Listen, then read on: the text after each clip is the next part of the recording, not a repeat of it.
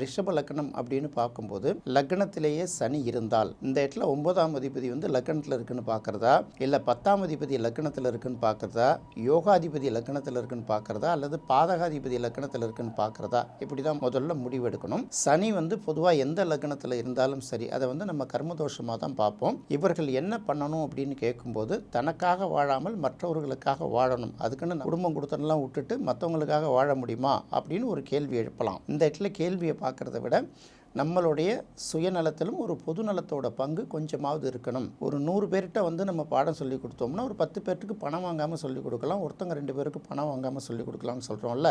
இந்த மாதிரி ஒரு விஷயத்தை தான் சொல்கிறது.